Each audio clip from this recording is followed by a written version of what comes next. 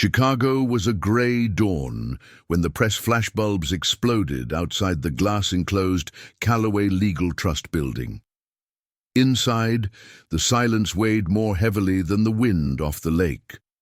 On the table, a black folder with a red seal waited to be opened. Evelyn Hartman, a widow impeccably dressed in mourning and wearing cold diamonds on her wrists, never took her eyes off the object.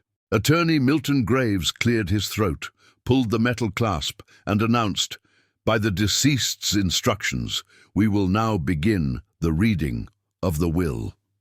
The sound of the leather ripping open echoed through the room like a muffled gunshot. An antique clock struck the exact second the first line was revealed, and what should have been a mere legal formality became a sentence. The fortune wasn't just a legacy. It was a curse filled with secrets. Chicago didn't know it yet, but it was about to witness the beginning of one of the biggest public scandals in its history. Reporters pressed against the glass in the lobby were already whispering headlines: "Dynasty tarnished by corruption and bribery." Graves read slowly, each word weighing like lead, while Evelyn feigned serenity. In that moment, the cameras captured a widow who didn't cry. They captured the fear of losing not only her fortune, but also the mask that sustained her position. With each sentence, it became clearer that illegal contracts, hidden safes, and political donations were intertwined with the inheritance. Evelyn looked up and realized something bigger than money was at stake: reputation, power, and survival. And here's a warning to you, the viewer: the truth about this story will surprise you even more. So watch this video now and follow the page, because the secrets yet to be revealed are not to be missed. The will described properties, interests in consortiums, and assets distributed through banks in Nassau and Panama. But amidst the formalities, the first bombshell emerged: a so-called whacker clause, which nullified any right to inheritance if corruption or family betrayal was proven. The room stopped. Evelyn lowered her head as if already aware her safety was hanging by a thread. The lawyer continued, but he seemed nervous. He mentioned a sealed letter written 3 days before the patriarch's death. This letter contained details about secret payments and manipulated contracts within the city hall. The name of a well-known councilman, Michael Russo, loomed large. If he were involved, half the council would fall with it, dragging the entire dynasty to its knees. Outside, reporters tried to read lips, the press already chewing over the case. A legal advisor interrupted, warning that prosecutors were arriving. The reading, which should have been private, was now a public spectacle. With each new word revealed, the fortune ceased to be a symbol of luxury and became material evidence of dirty dealings. Among the papers, mention appeared of a golden safe, locked on Oak Street, which could only be opened with 2 keys, one from the widow and one from the executor. Inside, half the financial empire awaited, along with truths that could destroy more than they could build. Evelyn took a deep breath, but her hands were shaking. All of Chicago could smell a secret about to be broken. The lawyer held up another document, revealing a list of properties: mansions in Lake Forest, apartments in Manhattan, and even a vineyard in Napa Valley. The inheritance seemed unbreakable, but each listed asset was accompanied by notes about hidden debts. These weren't simple mortgages, they were collateral in shady deals that tied the empire to politicians and construction companies. The fortune shone on the outside, but rusted on the inside. Evelyn watched every word like a knife. The public saw an elegant widow, but her mind raced through the dark corridors where contracts were signed at midnight. With each revelation, it became clearer that she had inherited not only wealth, but also silent enemies. Secrets weighed more heavily than gold, and now they were all laid bare on letterhead. Suddenly, Graves mentioned a missing sapphire necklace. Officially, it was just a family heirloom. Unofficially, it had been used as currency in meetings with lobbyists linked to the city government. Whoever possessed this necklace would hold in their hands proof of the political treachery that sustained the empire. Evelyn's eyes lit up for a moment. She knew exactly what it was. The mention sent the journalists outside into a frenzy. Microphones banged against the glass, and improvised headlines appeared on notepads. Widow implicated in scheme. Lost necklace exposes Chicago corruption. The room felt like a theater, and the stage was set with each secret unearthed. Graves took a deep breath and revealed that, next to the Oak Street safe, there was an additional letter. This letter described late-night encounters at a low-key River North bar. Among the regulars were city council members and public works executives. There, contracts were decided before any bidding even took place. Corruption wasn't just on the streets, but also rooted in the toasts of imported whiskey. Evelyn closed her eyes and felt the weight of memory. She remembered accompanying her husband to that bar only once. She remembered the silence that fell when he entered, the glances that avoided his presence. She remembered the smell of cigars mixed with leather. Everything made sense now. This was not a place of leisure, but an altar of shady dealings. The lawyer continued, revealing records of international transfers, names of banks in Zurich, Caribbean islands, and accounts linked to shell foundations. The structure was too sophisticated to be mere coincidence, and with each figure mentioned, Evelyn realized that part of the inherited fortune was hidden behind smokescreens. The empire built with such pride now seemed doomed to collapse. A metallic clang echoed as Graves placed the photo of the golden safe on the table. Its aged sheen reflected the light in the room. It was more than a safe. It was a symbol of the Hartmann dynasty. Inside, millions in gold bars and original contracts were protected, but within them also lay definitive proof of the treason that sustained the family's wealth. Evelyn stared at the photo, with a mixture of longing and terror. The key was in her purse, kept since the funeral. Half of it was already in her hands, but the other key, in the hands of the civil executor, posed a risk.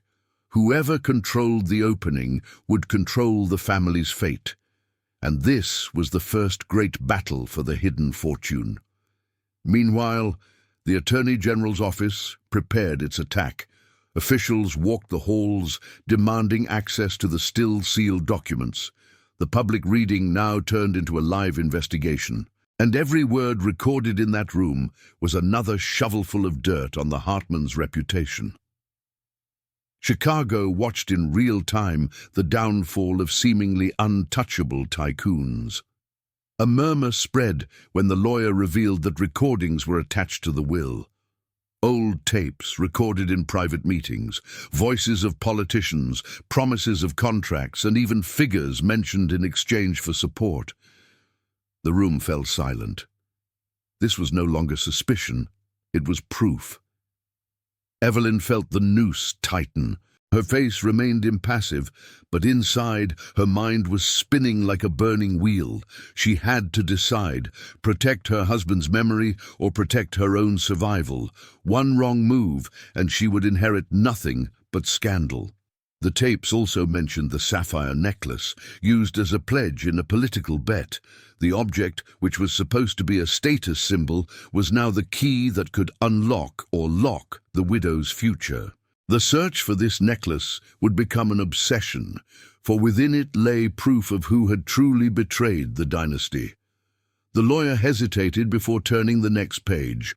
The document described a secret dinner held at the Drake Hotel 3 months before the patriarch's death.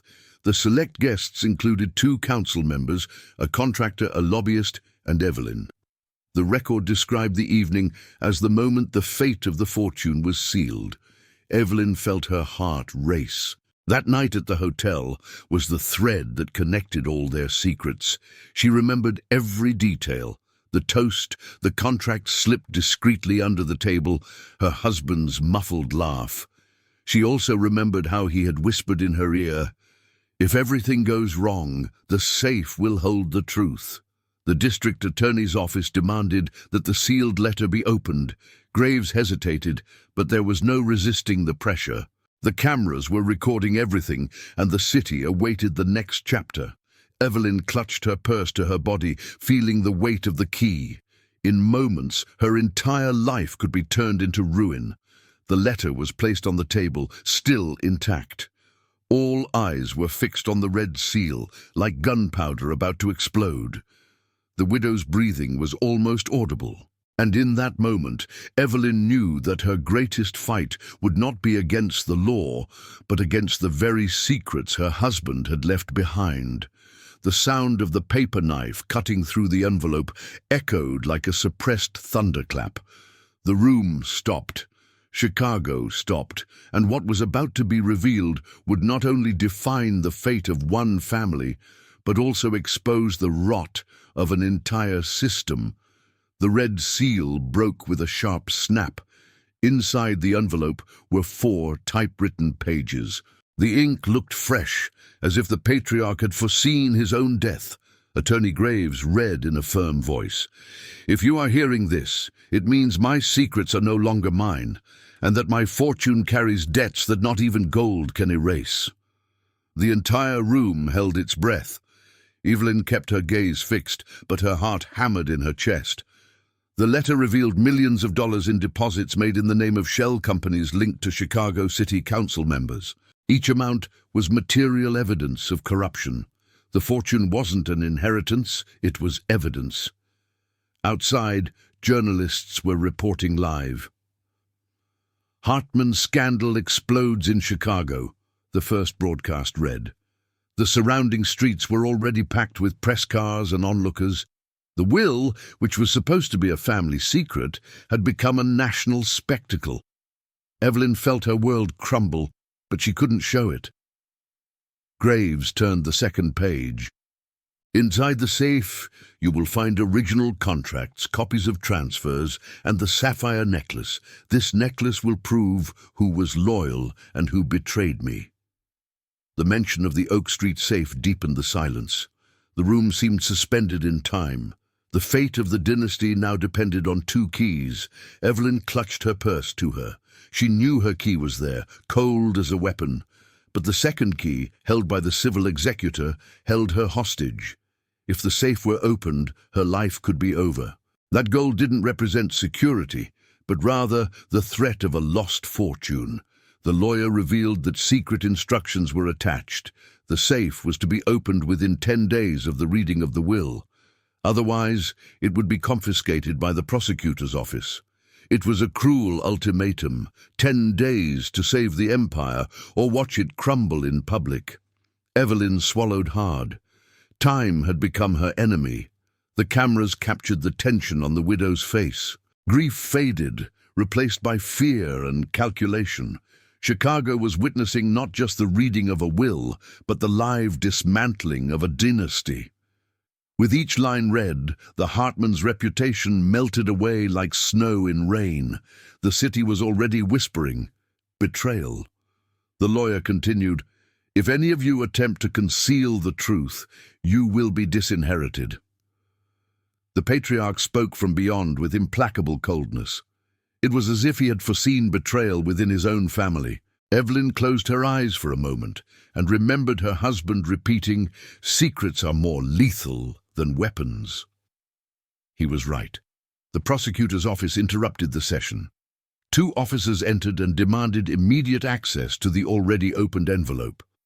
Graves resisted, but there was no choice. Every word was now legal evidence. Camera flashes reflected off the broken seal, a symbol of impending doom. The fortune no longer belonged solely to the family, it belonged to the state. Evelyn took a deep breath, but her legs felt shaky. She was surrounded by lawyers, journalists, and investigators. What should have been an inheritance now felt like a makeshift courtroom. Her mind raced for a way out. But how could she escape when secrets were being spilled out in front of everyone? Graves revealed the final line. "Fortune is no curse. unless you choose silence. Whoever has the courage to reveal the secrets will inherit not only wealth, but also my redemption." The phrase echoed through the room like a challenge. Evelyn knew this was no longer about dark money, but about survival. At that moment, a reporter managed to capture a copy of the document through his camera. Within minutes, news sites were publishing excerpts from the letter. Fortune built on corruption, evidence stored in a secret vault, widow under suspicion. Public opinion had already given its verdict. The Hartmans were tainted. Outside, protesters began to gather.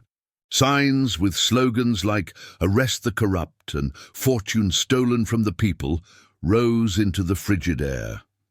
The private scandal had now become a collective revolt. Evelyn, who had always prided herself on her family's prestige, now saw her image crushed by the mob. The district attorney's office announced that the safe would be opened in 3 days under judicial supervision. The countdown began. Evelyn had little time to decide whether to cooperate or resist. Every hour that passed was another nail in the coffin of the Hartman dynasty, and every wrong decision could cost her her freedom. Amidst the confusion, an aide confided in Evelyn, "There are people willing to help you, if the price is right." It was a dangerous but tempting proposition. Dirty dealings could still save part of the fortune, or destroy it completely. Evelyn stared at the man in silence, knowing that even allies could be traitors. The cameras returned to the widow's face. The audience saw a cold woman, but inside she was in ruins. The weight of betrayal, the memories of her husband, and the missing necklace gnawed at her mind. The empire was crumbling before her eyes, and she couldn't stop it, not without further soiling her own hands. In the hallway, prosecutors discussed their next move. Someone mentioned a search warrant for the Hartman mansion. Evelyn heard the whisper and felt her world spin. Her home, her walls, her safes, everything was about to be invaded. Privacy died along with her husband. The lawyer tried to end the session, but was interrupted by an officer. "The reading only ends when we finish recording each piece of evidence." The family's power had vanished. Evelyn realized she was no longer master of her own destiny. The city had taken control. Chicago now decided who would fall. The clock in the room struck 11. Only an hour had passed since the envelope had been opened, but it felt like an eternity. Evelyn took a deep breath, looking out the window. On the other side of the glass, hundreds of cameras were trained on her. There were no more masks. Her life was now a spectacle, and the public demanded blood. Graves closed the documents with trembling hands. "Mrs. Hartman, we need to speak privately." Evelyn nodded, but she already knew nothing could be kept private. Her every word would be monitored, her every step recorded. The widow was no longer heir to a fortune, she was a prisoner of secrets. In the corner of the room, one reporter whispered to another, "This is going to make months of headlines." The scandal had become a commodity. The family's tragedy was becoming collective entertainment. And Evelyn understood bitterly that she was witnessing not only the fall of a dynasty, but also the construction of a media spectacle. As she left the room, flashes blinded her. "Widow implicated in Hartman corruption," a voice shouted. Evelyn kept her face up, but she knew each photograph was a brick in her public courtroom. The secrets that had sustained her life now buried her before the nation. In the car, Evelyn closed her eyes and touched the safe key inside her purse. The feel of cold metal brought back memories of her husband. "Trust no one," he had once said.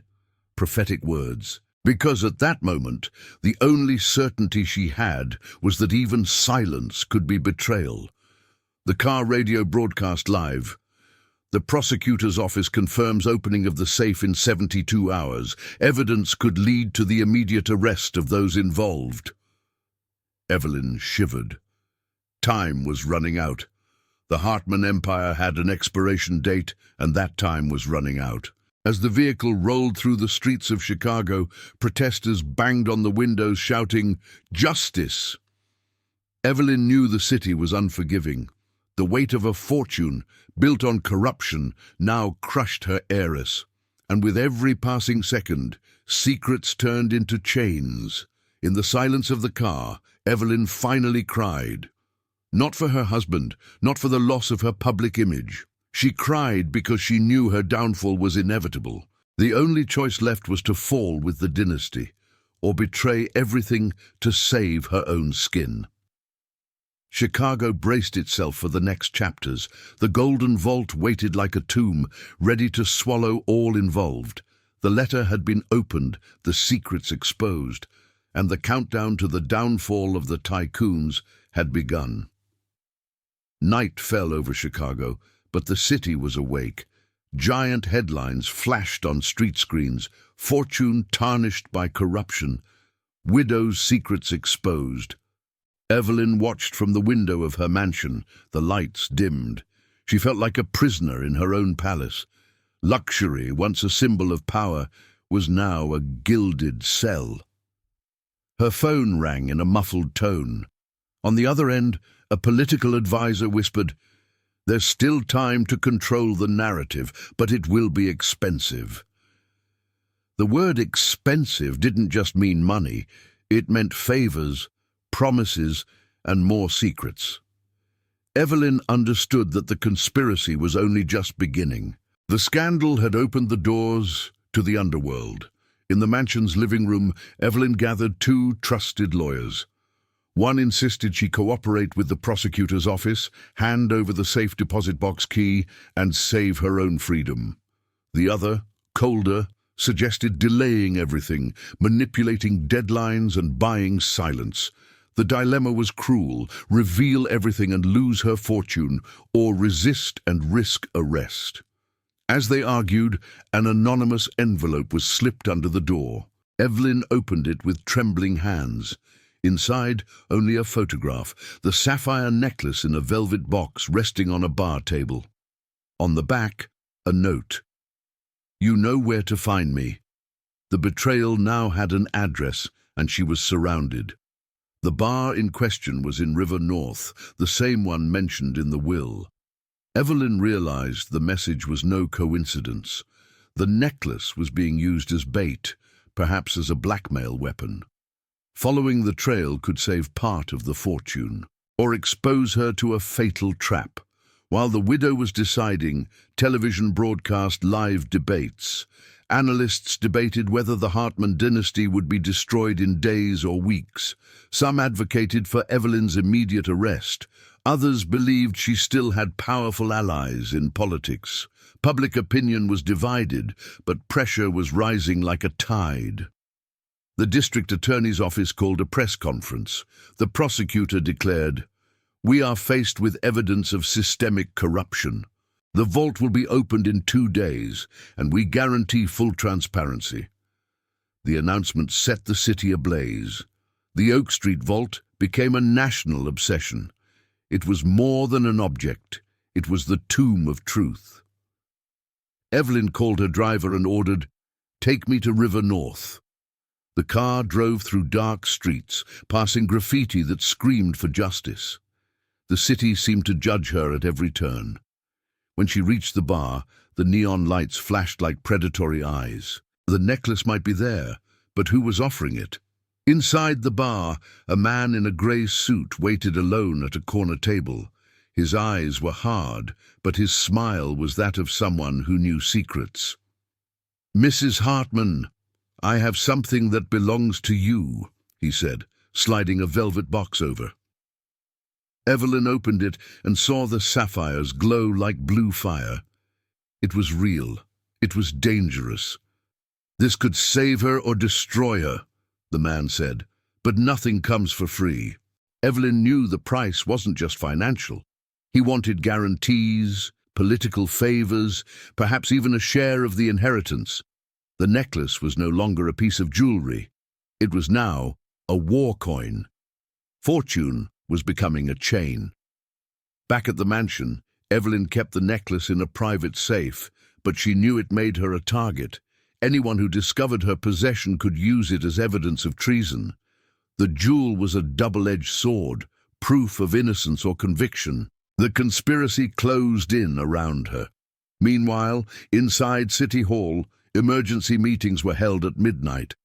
Councillors and business owners feared being exposed by the Oak Street safe. Some discussed destroying the evidence. Others suggested framing Evelyn as a scapegoat.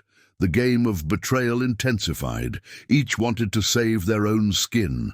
A secret dossier began circulating among investigative journalists. It contained names, figures, and contracts signed with the Hartman dynasty. The pages detailed years of corruption, from highway bids to overpriced hospitals. The fortune, which had sustained the family's prestige, was now a textbook of corruption in Chicago. Evelyn realized she needed unexpected allies. She sought out a former business partner of her husband's, known for his coldness. She found him in a dark office where construction plans were scattered. "If I fall, you fall with me," she said. He laughed, locking the door. "My dear, you've already fallen. You just haven't realized it yet." The words echoed like a sentence. Evelyn left the office more fragile than when she entered. She understood that the empire built over decades was crumbling in hours. There was no loyalty, only survival. Betrayal came not only from enemies, but also from friends who had once toasted champagne by her side.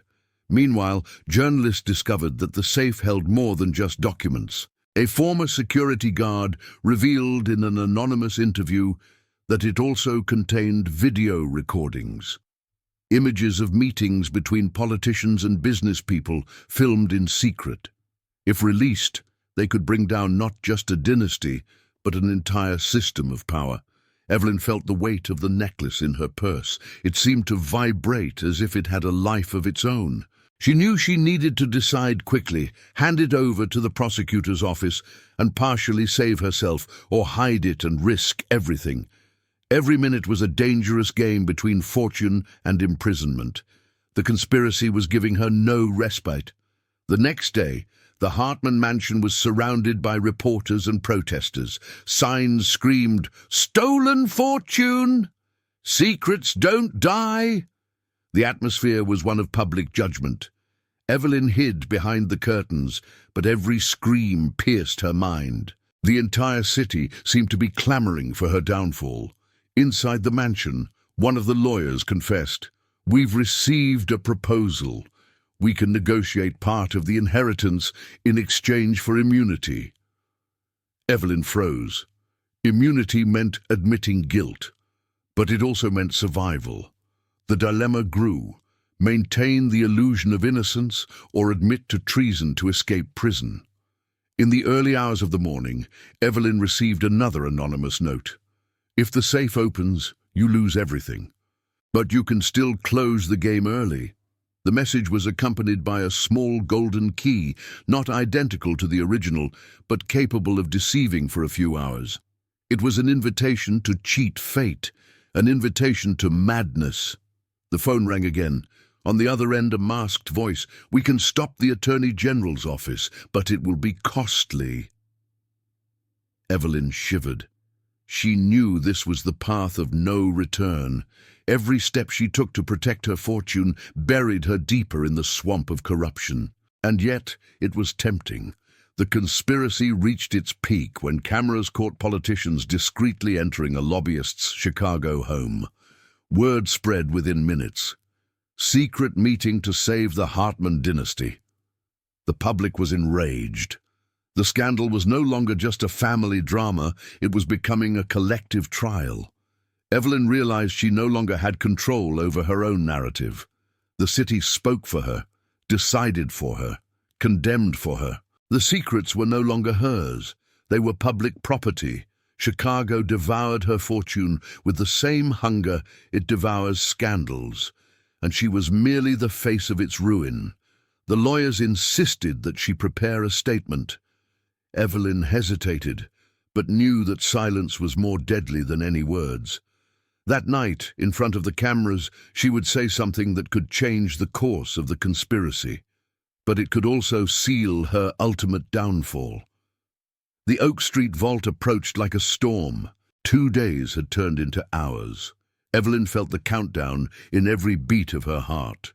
The gold, the contracts, the recordings, and the necklace, all were about to emerge, and with them, the final truth about betrayal, fortune, and corruption.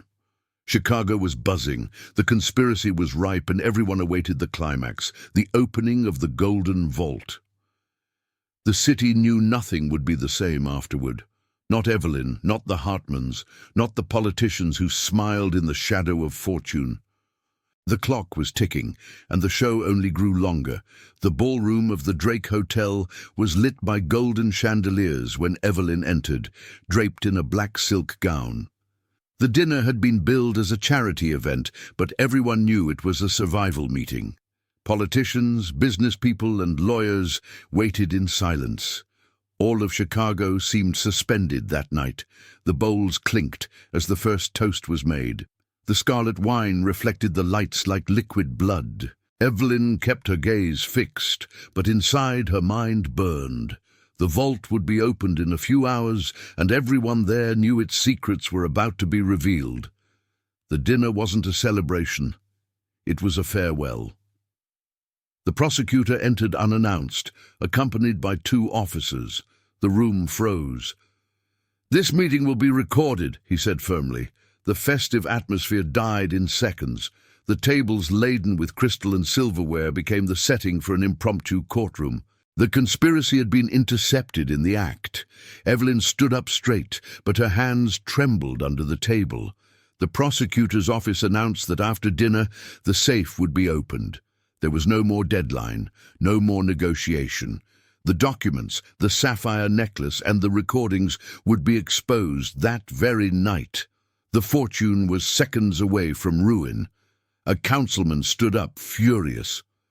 "This is an abuse of power," he shouted, but his voice cracked in the face of hidden cameras. Undercover journalists broadcast every gesture live. The city witnessed the climax of a spectacle that mixed luxury and corruption. Chicago was no longer an audience. It was a jury. Evelyn discreetly received a folded note, slipped under the towel. "Use the fake key. Buy time." Her heart raced. The deception was tempting but dangerous. One mistake, and she would be exposed in front of everyone. The necklace weighed heavily in her purse like a sentence. The betrayal was one step away from being unmasked. The prosecutor called for silence and held up an official document. "The evidence indicates that part of this fortune was built on bribes and illicit contracts." Murmurs filled the room. Evelyn realized there was no more room for manipulation. Secrets were already burning like exposed gunpowder. Suddenly, the hotel lights flickered. Someone had cut the power for a few seconds. Screams echoed, glasses crashed, and hurried footsteps sounded in the darkness. When the lights came back on, the box containing the sapphire necklace had disappeared from Evelyn's bag. The key object was gone. Panic gripped the hall. Everyone looked at each other, searching for the thief. Evelyn froze. Without the necklace, there was no way to prove loyalty or innocence. The jewel was more than an ornament. It was the key that linked fortune to scandal. And now, missing, it became even more dangerous. The prosecutor took advantage of the confusion. "Time to go to the vault." The guests were led in silence to Oak Street. Black cars cut through the city, illuminated by sirens. The media followed in convoy, broadcasting live. Chicago breathed collective suspense. The Golden Vault would be opened before everyone. At the entrance to the old building, protesters chanted slogans. "Stolen fortune!" echoed like a hammer. Evelyn walked among cameras and posters, feeling disempowered. The key in her purse felt like a ton. He was about to hand over the last remaining piece of his life. The Golden Vault loomed before them, immense, its locks gleaming in the artificial light. The civil executioner inserted his key into the lock. Evelyn was forced to do the same. The two keys turned in unison, producing a crack that sounded like thunder. The heart of the city stopped in that instant. The metal door slowly opened, revealing stacks of contracts, gold bars, and ancient tapes. The smell of old paper mixed with metallic dust escaped like a ghost. The vault wasn't just a repository of wealth, it was an altar of betrayal. Every sheet of paper inside was dynamite against the Hartman dynasty. The officers began removing labeled boxes. Political campaigns, 2014. Public works, 2017. The evidence was irrefutable. Evelyn watched silently as her life was dismantled before the cameras. Luxury turned into confession. The empire she had believed in crumbled before the nation's eyes. One of the investigators held up a cassette tape and announced, "There are familiar voices here." Silence deepened. When the recording played, Evelyn's husband's voice came through clearly. "If they want the contract, they'll pay double." Male laughter echoed. It was the betrayal recorded, impossible to deny. Evelyn closed her eyes, silent tears streaming down her face. It wasn't just the loss of fortune, it was also the destruction of her husband's memory. The man who had claimed to love his family had sold everything in exchange for power. The betrayal was twofold, against the city and against her. Nothing remained but ruin. Suddenly, another investigator held up a signed contract. The document named Evelyn as a witness. The widow staggered. She didn't remember signing it, but the evidence was there for all to see. Perhaps her husband had used her as a shield. Perhaps she had been an accomplice without realizing it. The court of public opinion would make no distinction. Cameras filmed every detail. Chicago was thrilled with the revelation. Instant headlines popped up. "Widow and accomplice. Fortune built on lies." Evelyn knew there was no escape. Her image was destroyed, her fortune was lost, and her secrets, finally, were free. In the crowd, someone shouted, "Arrest her!" The officers hesitated, but the prosecutor raised his hand.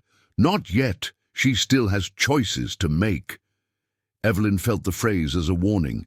There was still room for one last move, perhaps a gesture of surrender, perhaps a final betrayal. She looked at the open safe and thought of everything she had lost. Family, trust, reputation. The only thing left to decide was how to fall. Fall as an accomplice, a victim, or a central figure in the scandal. The missing sapphires were the last card left untangled, and the game was not over yet. The improvised courtroom was bustling. The gold gleamed under the spotlights, but it was no longer valuable. It was evidence, not fortune. Secrets no longer protected anyone. Evelyn realized too late that eternity cannot be built on dirty dealings. The empire's collapse was inevitable. As officers catalogued the evidence, the prosecutor declared, "This is just the beginning." Evelyn shuddered. That sentence meant deeper investigations, chain arrests, the downfall of entire tycoons. The Hartman Empire was no exception. It was just the first domino. Chicago was hungry for justice. Evelyn stepped forward. Her eyes met the prosecutor's. "If I cooperate, what do I get in return?" The room froze. It was the widow's last remaining thread of power, to negotiate her survival. But by uttering those words, she confirmed her guilt. The betrayal was public, irreversible. The prosecutor smiled slightly, as if he had already won. "You will get what you deserve. No more, no less." The answer was like the final blow. Evelyn knew there was no ransom. The spectacle was complete. The fortune undone. The secrets exposed, and the dynasty ruined. The safe remained open, exposed like a wound. Documents stacked on makeshift tables were examined by investigators. Each page was a confession, each signature an echo of betrayal. Evelyn watched silently, as if her life had been turned into criminal evidence. Luxury was now dust in the hands of the law. The streets of Chicago vibrated in unison. Giant screens displayed images of the vault. Headlines screamed words like corruption and fall of tycoons. Public opinion no longer saw Evelyn as a widow. It saw an accomplice, a survivor of dirty dealings. The fortune that should have been a symbol of power had become a symbol of shame.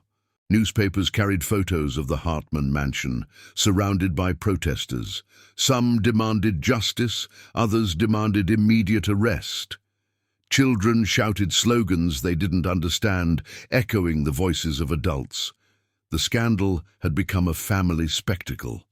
The dynasty that once commanded respect now inspired contempt. At City Hall, mayors and council members held an emergency meeting. Many names were listed on the evidence in the safe. The city was filled with paranoia. Phone calls were made hurriedly, alliances broken in seconds. No one wanted to go down with the Hartmans, but everyone was tied to the same secrets. Meanwhile, Evelyn was discreetly escorted to an official car. Camera flashes exploded like bolts of lightning.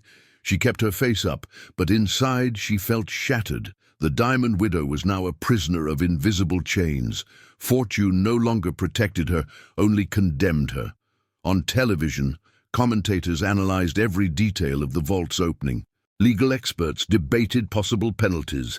Investigative journalists revealed familiar names. The public was divided between indignation and fascination. The spectacle of ruin attracted more viewers than any soap opera. The secrets were now national property. A reporter blared, "We are witnessing the biggest corruption scandal of a decade." The phrase reverberated on radios and screens across the country. Evelyn realized her life was no longer her own. Her name had become headline news, her image a portrait of collapse. There was no escaping the narrative. The symbolic funeral of the Hartman dynasty took place that same night. There were no candles or flowers, but headlines and protests. The patriarch's legacy was buried in a public square before thousands. What remained was not mourning, but outrage. And the city seemed relieved to finally see justice. While documents were being transported in sealed boxes, an investigator found a red folder marked "Confidential." Inside were even more compromising contracts, linking the fortune to projects in other cities. The scandal was no longer limited to Chicago. It was about to go national. In Washington, senators were already demanding federal investigations. The Hartman case was seen as an example of systemic corruption. Evelyn was no longer just a Chicago widow. She was a symbol of political decline. Her face graced newspaper covers across the country. The downfall of tycoons was reaching historic proportions. At the mansion, servants began to walk off the job. Doors were locked, blinds lowered. The silence of the palace contrasted with the noise of the city. Evelyn had lost not only her fortune, but also her home, her routine, her security. Secrets corroded every wall, every hallway. The empire was dead. In the early hours of the morning, the prosecutor's office released official images of the vault's interior. The entire nation watched in real time, the riches and evidence displayed. The gold gleamed, but it didn't dazzle. It was seen as solidified blood, the fruit of corruption. The people saw not wealth, but crime. Evelyn was taken in for preliminary questioning.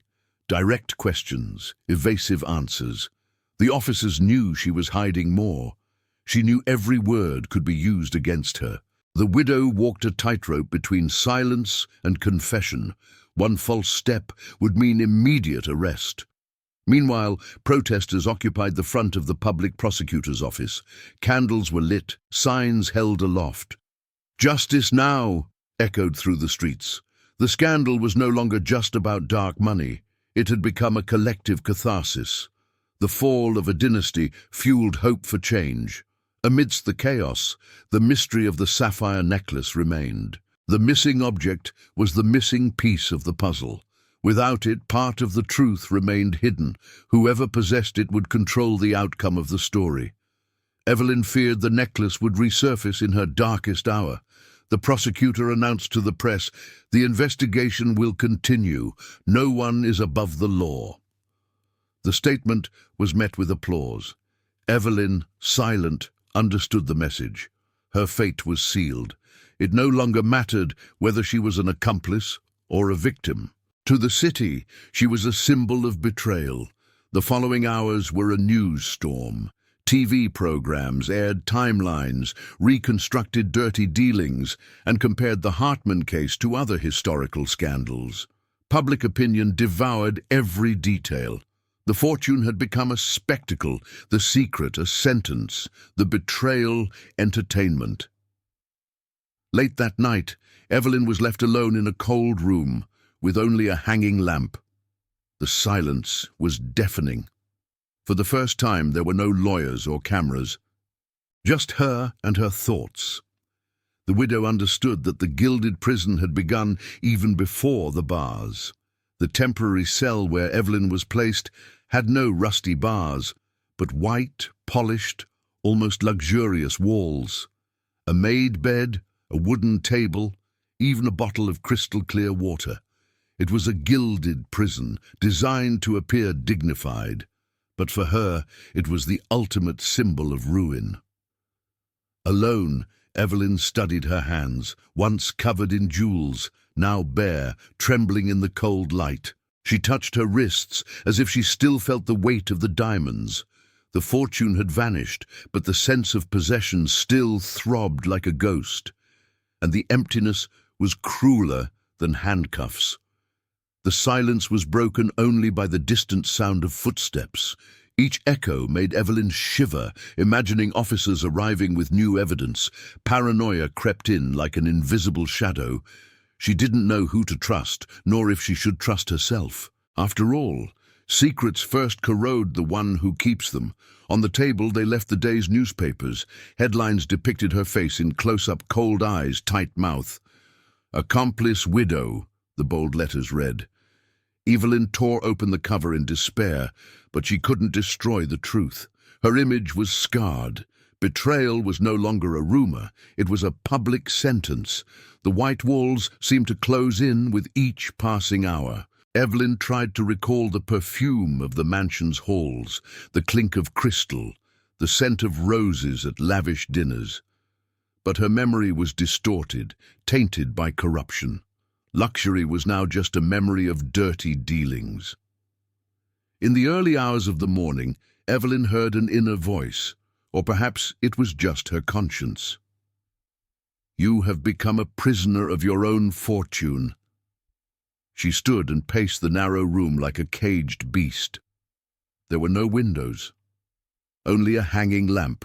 The light didn't illuminate, it tortured.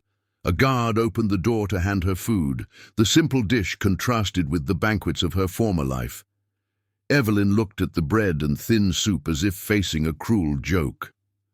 The downfall of tycoons is rarely physical at first. It's psychological, and she was plummeting without a safety net. In solitude, Evelyn held the imaginary sapphire necklace, lost in the dinner. She felt the jewel's absence like a lack of air.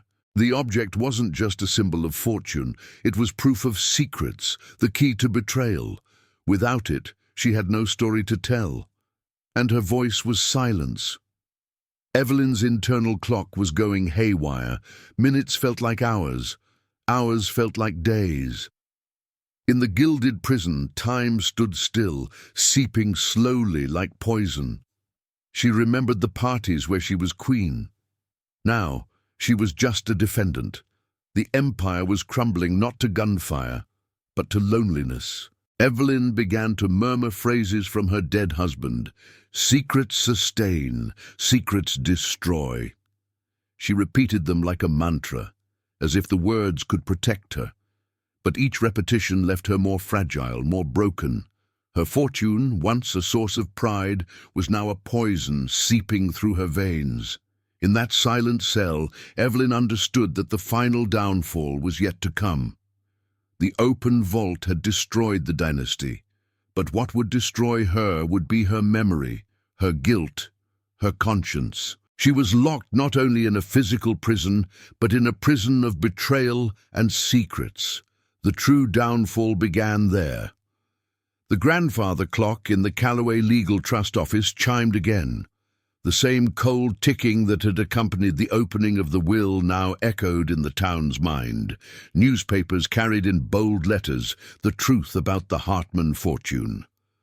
There was no longer any doubt, only confirmation of ruin. Evelyn, sitting before investigators, repeated the gestures from the first scene, hands resting on the table, gaze fixed on a folder. But now the folder contained no promises, but indisputable evidence. The secrets that once seemed to protect her had been exposed line by line, and the mask of respectable widow fell forever. The cameras captured his solitary figure shrouded in heavy silence. The public watched, fascinated, as the tragedy unfolded its final chapter. Chicago, which had once revered the Hartman family, now celebrated their downfall. The spectacle of power had become a spectacle of shame. The betrayal was making global headlines. Outside, protesters chanted in unison, "Fortune stolen, justice restored." Their voices echoed through the city like a song of liberation. Evelyn realized she no longer owned anything, not her fortune, not her secrets, not her own narrative. The empire had been buried amidst applause. On the television screen, the frozen image of Evelyn standing before the briefcase became the definitive symbol of the fall. The same scene that began the story now closed the cycle. The loop was complete. The will opened, and the truth revealed. The fortune lost, the betrayal exposed, and the secrets finally freed. Widow Hartman's story isn't just about the fall of a Chicago dynasty. It's about how fortune, built on corruption and dirty dealings, always carries an inevitable price. Gold can buy silence, but not eternity. Secrets hidden in safes always find a way to escape. Evelyn believed she could inherit not only wealth, but also power. She discovered too late that her husband's true legacy was betrayal and ruin. Luxury became prison, and inheritance became criminal evidence.